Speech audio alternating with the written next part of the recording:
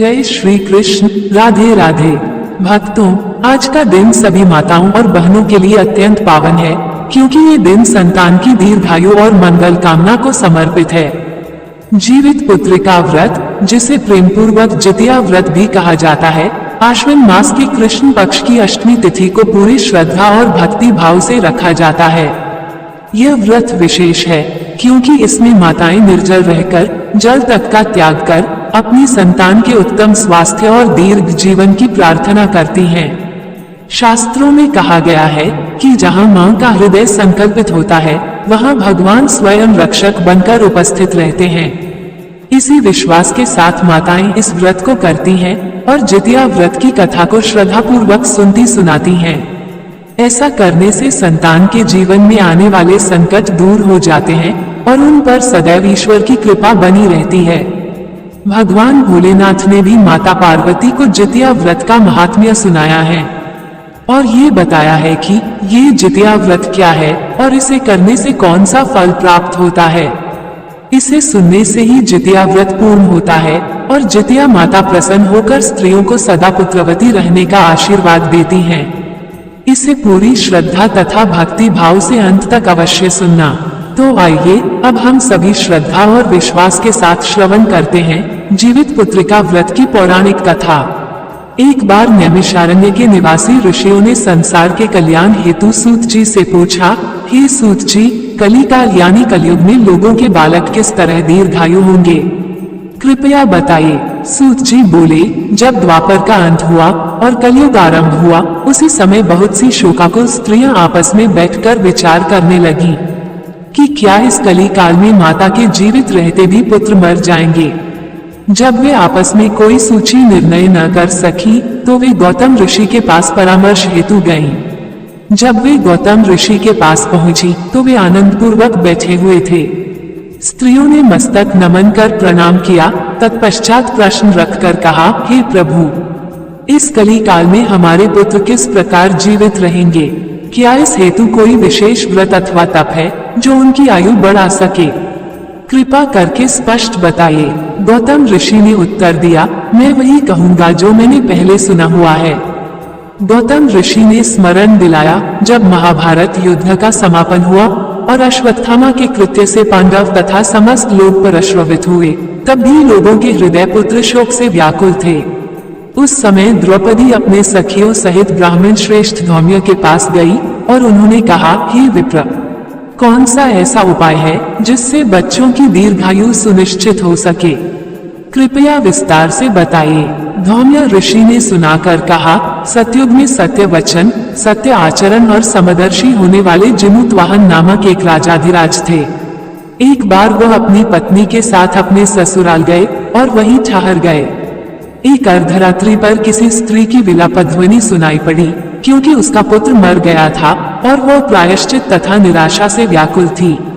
उसकी पीड़ा सुनकर राजा जिमुतवाहन का हृदय विदीर्ण हो उठा। वह शीघ्र ही उस स्त्री के समीप गया और पूछने लगा, बेबस माता, तुम्हारा पुत्र कैसे मरा? बूढ़ी स्त्री ने कहा, गरुड़ प्रतिदिन आकर गांव के बालकों को भक्ष्य कर लेता है।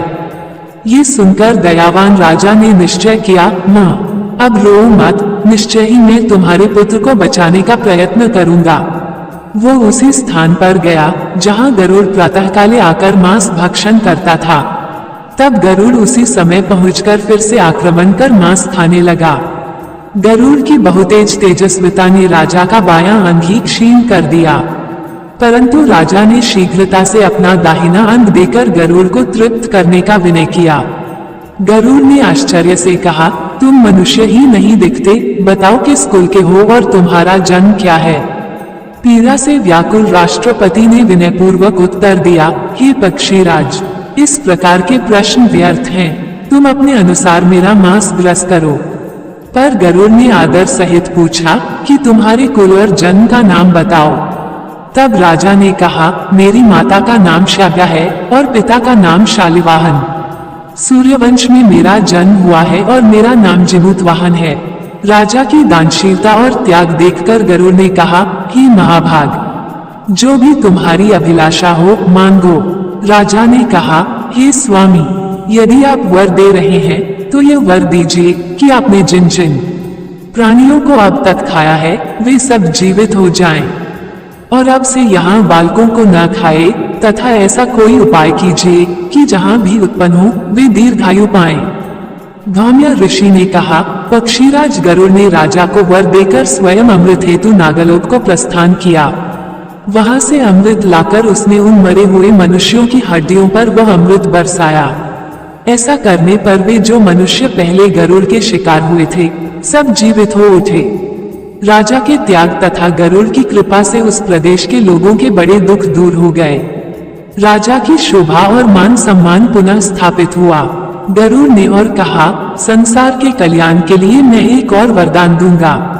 आज अश्विन कृष्ण सप्तमी से रहित शुभ अष्टमी तिथि है। आज ही तुमने यहाँ की प्रजा को जीवनदान दिया है। अब से ये दिन ब्रह्मभाव हो गया है। वही जो मूर्ति भेद से विविध नामों से विख्यात है और त्रैलोक्य से पूजित है, दुर्गा, जिसे अमृत प्राप्ति के अर्थ में जीवित पुत्रिका कहा गया, उसकी उपासना इस तिथि पर की जानी चाहिए। जो स्त्रियां इस जीवित पुत्रिका की पूजा कर कुश की आकृति बनाकर विधिवत आराधना करेगी, उनका सौभाग्य तथा वंशोत्थान दिनों दिन बढ़ेगा। गरुड़ ने परमाश्चर्य प्रकट करते हुए कहा, हे महाराज, इस विषय पर अधिक विचार करने की आवश्यकता नहीं, ये प्रण अर्थ में बड़ा फलदायी है। तदनंतर वे सभी उपस्थित पुरुष और नारी समस्त कथा सुनकर प्रमाणित हुए कि व्रत का विधान इस प्रकार है।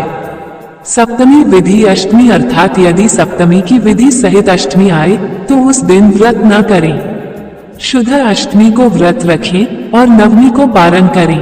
यदि इस नियम का कड़ाई से पालन न किया गया तो फल नष्ट हो सकता है और सौभाग्य भी विघटित हो जाएगा। इसी प्रकार गौतम, धौम्य, जिमुतवाहन और गरुड़ की करुण कथा सुनाकर उन स्त्रियों को यह मार्गदर्शन दिया गया कि इस अष्टमी का व्रत मनोयोग से करने पर पुत्रों की रक्षा और दीर्घायु सुनिश्चित होगी। जिमुतवाहन को इस तरह का वरदान देकर गरुड़ वैकुंठ धाम को चले गए और राजा भी अपनी पत्नी के साथ अपने नगर को वापस लौट आए। धौम्य द्रौपदी से कहते हैं, हे देवी, मैंने यह अतिशय दुर्लभ व्रत तुम्हें बताया है। इस व्रत को करने से बच्चे दीर्घायु होते हैं। हे देवी, तुम भी पूर्वोक्त विधि से यह व्रत और दुर्गा जी का पूजन करो तो तुम्हें अभिलाषित फल प्राप्त होगा।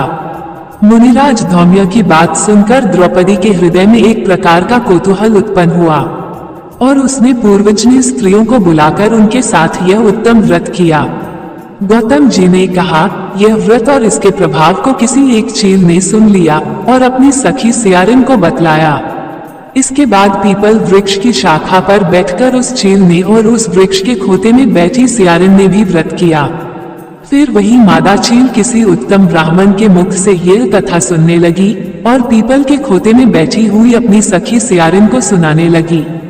सियारिन ने आधी कथा सुनी थी कि उसे भूख लग गई और वो उसी समय शव से भरे हुए शमशान में पहुंच गई।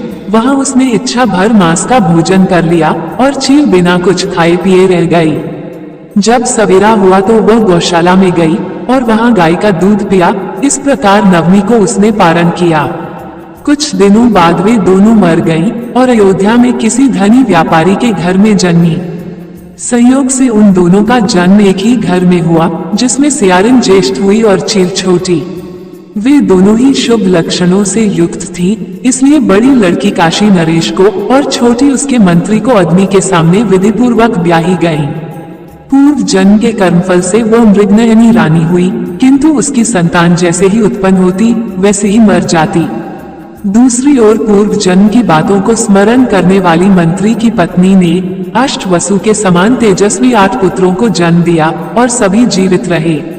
अपनी बहन के पुत्रों को जीवित देखकर ईर्ष्यावश राजपत्नी ने अपने स्वामी से कहा, यदि आप मुझे जीवित रखना चाहते हैं तो इस मंत्री के भी पुत्रों को उसी स्थान पर भेज दीजिए जहां मेरे बेटे गए हैं, अर्थात उन्हें भी मार डालिए।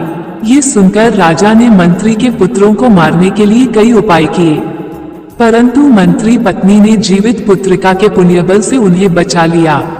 एक दिन राजा ने अपने आदमियों से उन पुत्रों के सिर कटवाकर एक पिटारी में रखवाए और वह पिटारी मंत्री पत्नी के पास भेज दी, किंतु वे 8 सिर बेशकीमती जवाहरात बन गए और वे 8 पुत्र भले चंगे अपनी माता के पास वापस लौट आए। उनको जीवित देखकर राजपत्नी को बड़ा विस्मय हुआ। अंत में वह मंत्री की पत्नी के पास आए और बोली, बहन, तुमने ऐसा कौन सा पुण्य किया है जिससे बार बार मारे जाने पर भी तुम्हारे पुत्र नहीं मरते। इस पर मंत्री की पत्नी ने उत्तर दिया, हे राजरानी, पूर्व जन्म में मैं चील थी और तुम सियारिन थी। हमने साथ साथ जीवित पुत्रिका का व्रत किया था, किंतु तुमने व्रत के नियमों का भली भांति पालन नहीं किया और मैंने किया था।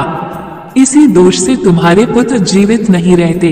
अब भी यदि तुम यह व्रत करोगी तो तुम्हारे पुत्र दीर्घायु होंगे। मैं तुमसे सच सच कह रही हूँ। उसके कथनानुसार रानी ने व्रत किया और तभी से उसके कई पुत्र सुंदर और दीर्घायु होकर बड़े बड़े राजा बने। सूत जी कहते हैं, सब प्रकार का आनंद देने वाला ये दिव्य व्रत मैंने बताया है। स्त्रियां यदि चिरंजीवी संतान चाहती हों तो विधि पूर्वक ये व्रत अवश्य करें। प्रेम से बोलिए, जीमूतवाहन भगवान की जय। अब आइए श्रवण करते हैं चील और सियारिन की जितिया व्रत कथा। नर्मदा नदी के पास कंचनवटी नामक नगर था। वहां के राजा का नाम मलयकेतु था। उसी नर्मदा नदी के पश्चिम में बालू नाम की मरुभूमि थी, जिसमें एक विशाल वृक्ष पर चील रहती थी और उसी वृक्ष के नीचे एक सियारिन भी निवास करती थी। चील और सियारिन दोनों ही पक्की सहेलियां थीं। कुछ स्त्रियों को जितिया व्रत करते देखकर चील और सियारिन ने भी यह व्रत करने का संकल्प लिया और दोनों ने भगवान श्री जीमूतवाहन की पूजा और व्रत करने का प्रण लिया। जिस दिन दोनों को व्रत रखना था, उसी दिन नगर के एक बड़े व्यापारी की मृत्यु हो गई और उसका दाह संस्कार उसी मरुभूमि में किया गया। मुर्दा देखकर सियारिन को भूख लगने लगी और वह खुद को रोक नहीं पाई, जिसके कारण उसका व्रत टूट गया। परंतु चील ने स्वयं पर संयम रखा और पूरी श्रद्धा व नियम से अपना व्रत पूरा किया। सियारिन ने मुर्दा खाया था, इसलिए उसका व्रत खंडित हो गया। वो मुर्दा घाट से एक हड्डी उठाकर अपने मांद में ले आई और रात को धीरे धीरे खाने लगी। तब चील ने उससे पूछा, हे सियारिन बहन, तुम क्या खा रही हो? मुझे कटकट की आवाज आ रही है। इस पर सियारिन ने झूठ बोलते हुए कहा, हे चील बहन, मैं क्या बताऊं? दिन भर से भूखी हूँ और रात में भी भूखा रहना पड़ता है। मैं करवट बदल रही हूँ, इसलिए मेरी हड्डियां कटकटा रही हैं। मैं कुछ खा थोड़े ही रही हूँ। ये सुनकर चील ने विश्वास कर लिया और सोचा कि संभव है बहन सत्य ही बोल रही हो। इस प्रकार सुबह हो गई और चील ने विधि पूर्वक अपना पारण किया। चील ने व्रत पूरा किया था, इसलिए उसके बच्चे जीवित हुए और वह उनके साथ आनंद पूर्वक रहने लगी। परंतु सियारिन ने व्रत भंग कर हड्डी खा ली थी, इसलिए उसके पुत्र मर गए। कुछ समय बाद दोनों की मृत्यु हो गई और अगले जन्म में दोनों सहेलियां पुत्री रूप में एक ब्राह्मण परिवार में जन्मी। उनके पिता का नाम भास्कर था। चील बड़ी बहन बनी, जिसका नाम शीलावती रखा गया और उसका विवाह बुद्धसेन नामक पुरुष से हुआ। सियारिन छोटी बहन बनी, जिसका नाम कपूरावती रखा गया और उसका विवाह कंचनवटी नगर के राजा मलयकेतु से हुआ। भगवान जीमूतवाहन की कृपा से शीलावती को 7 पुत्र प्राप्त हुए, जो बड़ी होकर राजा के दरबार में सेवा करने लगे। लेकिन कपूरावती के पुत्र जन्म लेते ही मर जाते थे। जब शीलावती के 7 पुत्र बड़े हुए और दरबार में सम्मानित हुए, तब कपूरावती के मन में ईर्ष्या उत्पन्न हुई। उसने राजा से कहकर शीलावती के 7 पुत्रों के सिर कटवा दिए और पिटारी में भरकर उनकी माता को भेज दिया। किंतु भगवान जीमूतवाहन ने मिट्टी से उनके सिर बनाकर उन्हें पुनः जोड़ दिया और उन पर अमृत छिड़क दिया, जिससे 7 भाई जीवित हो उठे और घर लौट आए। जब पिटारी खोली गई तो उसमें फूल निकले। ये देखकर कपूरावती आश्चर्यचकित हो गई और व्याकुल होकर शीलावती के घर पहुंची। वहां 7 पुत्रों को जीवित देखकर वह स्तब्ध रह गई और बेहोश हो गई। होश आने पर उसने अपनी बड़ी बहन से सब कुछ स्वीकार किया। तब शीलावती को भगवान जीमूतवाहन की कृपा से अपने पूर्व जन्म की सारी बातें याद आ गईं और उसने अपनी बहन कपूरावती को सत्य बताया। ये सुनकर कपूरावती पुनः बेहोश हो गई और मृत्यु को प्राप्त हुई। राजा ने उसकी अंत्येष्टि उसी वृक्ष के नीचे की, जहां वे दोनों पूर्व जन्म में रहती थीं। शीलावती इस जन्म में भी अपने पुत्रों के साथ सुखपूर्वक जीवन व्यतीत करती रही और वृद्धावस्था में भगवान को प्रिय होकर देह त्यागी। अगले जन्म में सियारिन पुनः जन्मी और उसे अपने पूर्व जन्म की सारी बातें याद थी। उसने भगवान जीमूत वाहन की पूजा की और जितिया व्रत किया, जिसके पुण्यफल से उसे पुत्र रत्न प्राप्त हुए और सारे पाप नष्ट हो गए। वो पुत्रवती होकर जीवन भर आनंद से रही। प्रेम से बोलिए, जय जीमूत वाहन भगवान की जय। जय हो जितिया माई की। अब आइए श्रवण करते हैं जितिया व्रत की दूसरी पौराणिक कथा, जिसे सुनने मात्र से सभी मनोकामनाएं पूर्ण हो जाती हैं और संतान को लंबी आयु प्राप्त होती है। एक समय की बात है, समस्त शिवगण कैलाश पर्वत पर स्थित शिवजी और माता पार्वती के पास आए और उन्हें प्रणाम करके पूछने लगे, हे भोलेनाथ, हे माता पार्वती, आज हम आपके पास जितिया व्रत का महात्म्य सुनने के उद्देश्य से आए हैं। ये जितिया व्रत क्या है और इसे करने से कौन सा फल प्राप्त होता है? आज हमने पृथ्वी लोक पर विचरण करते समय एक आश्चर्यजनक घटना देखी कि एक बूढ़ी स्त्री अपनी गोद में अपने जवान पुत्र का मृत शरीर लेकर विलाप कर रही थी। तभी उसने जितिया मां को सौगंध दी कि अगर उसने सच्चे मन से जितिया का व्रत किया है तो उसका पुत्र जीवित हो जाए। हे भोलेनाथ, हे माता पार्वती, तभी हमने देखा कि आश्चर्यजनक रूप से उस बूढ़ी स्त्री का पुत्र जीवित हो उठा और वहां उपस्थित सभी लोग जितिया माता की जय जयकार करने लगे। शिव जी ने कहा, हे मेरे प्रिय गणों, आज तुम सबने संसार के कल्याण के उद्देश्य से जितिया व्रत के उत्तम महात्म्य को सुनने की इच्छा प्रकट की है। इस महात्म्य को सुनने मात्र से लोगों के संपूर्ण पाप भस्म हो जाते हैं। इस व्रत को सुनने वाला कभी दरिद्र नहीं होता। इसे सुनने से ही जितिया व्रत पूर्ण होता है और जितिया माता प्रसन्न होकर स्त्रियों को सदा पुत्रवती रहने का आशीर्वाद देती हैं। तो आज मैं तुम्हें जितिया व्रत की उत्तम कथा सुनाने जा रहा हूँ। इसे पूरी श्रद्धा तथा भक्ति भाव से अवश्य सुनना। तब समस्त शिवगण शिव पार्वती जी के संवाद को सुनने लगे। प्रेम से बोलिए, जीमूत वाहन भगवान की जय, जितिया माई की जय। दो बहनें थीं, एक का नाम मंगला और दूसरी का नाम सुमंगला था। दोनों का भाग्य अलग अलग था। मंगला गरीब और बहुत दुखी रहती थी, जबकि सुमंगला अमीर थी और हमेशा सुखी रहती थी। दोनों एक ही गांव में रहती थीं। मंगला सुमंगला के घर में काम करती थी, सफाई करती, खाना बनाती और जो बचा खुचा खाना होता वही उसे मिल जाता। उसी से उसका घर चलता। समय बीतता गया, दोनों के बच्चे हुए। मंगला को 2 पुत्र और सुमंगला को भी 2 पुत्र हुए। जब जितिया का व्रत आया तो दोनों बहनों ने मिलकर व्रत रखा। व्रत के दिन मंगला ने सुमंगला के घर चावल फटके। उसने चावल का जो कूड़ा खुर्दा निकला वही अपने लिए रख लिया और अच्छे चावल सुमंगला को दे दिए। फिर मंगला ने साग चुना, बढ़िया पत्तियां सुमंगला के लिए रखी और डंठल अपने लिए ले आई। उसने सुमंगला के घर में खाना पकाया और बचा हुआ खुर्दा चावल व डंठल घर ले जाकर बच्चों को खिलाया और खुद भी खाए। रात को आधी रात में एक बूढ़ी अम्मा उसके घर आई और दरवाजा खटखटाया। मंगला ने दरवाजा खोला और पूछा, अम्मा आप कौन हैं और इतनी रात में किस लिए आई हैं? बुढ़िया बोली, बेटा मुझे बहुत भूख लगी है, कुछ खाने को दे दो। मंगला बोली, हम बहुत गरीब हैं, आज मैंने खुर्दी का चावल और डंठल का साग बनाया है, क्या आप खाएंगी? बुढ़िया बोली, हाँ क्यों नहीं, मुझे जो भी दोगी मैं खा लूंगी। मंगला ने वही खाना उन्हें परोस दिया। भोजन के बाद बूढ़ी अम्मा बोली, मुझे रात के अंधेरे में दिखाई नहीं देता, मैं घर कैसे जाऊंगी? मंगला बोली, कोई बात नहीं, आप यहीं सो जाए, सुबह चली जाएगा।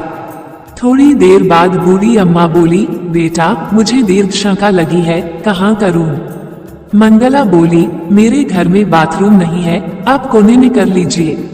बूढ़ी अम्मा ने पूछा, भर भर करूं या छर छर? मंगला नींद में थी, बोली, भर भर कर दीजिए, मैं सुबह साफ कर दूंगी। फिर बूढ़ी अम्मा बोली, बेटा मैं अपने हाथ कहाँ साफ करूं? मंगला बोली, आप मेरे सिर पर हाथ साफ कर लीजिए। सुबह जब मंगला नदी में स्नान करने गई तो उसके सिर से गिरता पानी सोने का बन गया। सभी महिलाएं ये देखकर चकित रह गईं। मंगला जब घर लौटी तो देखा कि उसके घर के कोने कोने में सोना बिखरा है। वह समझ गई कि रात में भगवान जीमूत वाहन स्वयं रूप बदलकर उसके घर आए थे और आशीर्वाद दे गए। अब मंगला धनवान हो गई और उसने सुमंगला के घर जाना बंद कर दिया। दूसरे वर्ष जब व्रत आया तो सुमंगला ने भी वही किया। उसने अच्छे चावल फेंक दिए और खुरदी अपने लिए रख ली। साग की पत्तियां फेंक दी और डंठल रख लिए। रात को उसके घर भी बूढ़ी अम्मा आई और भोजन मांगा। सुमंगला ने खुरदी चावल और डंठल का साग परोस दिया। बूढ़ी अम्मा बोली, मुझे दीर्घ शंका लगी है, कहाँ करूं? सुमंगला बोली, वही कोने में कर लीजिए। जब अम्मा ने पूछा भर भर करूं या छर छर, तो सुमंगला को याद नहीं आया कि मंगला ने क्या कहा था। उसने कह दिया, छर छर कर दीजिए। फिर अम्मा ने पूछा, अपने हाथ कहाँ साफ करूं? सुमंगला बोली, मेरे सिर पर साफ कर लीजिए। सुबह हुई तो सुमंगला का पूरा घर गंदगी से भरा पड़ा था और उसके सिर में भी गंदगी लगी थी। वह दुखी होकर मंगला के पास गई और बोली, तुमने मुझसे झूठ कहा और मेरा घर गंदा करवा दिया। मंगला बोली, तुमने गलती की है, मेरे पास कुछ नहीं था, इसलिए मैंने सच्चे मन से पूजा की और भगवान जीमूत वाहन ने कृपा की।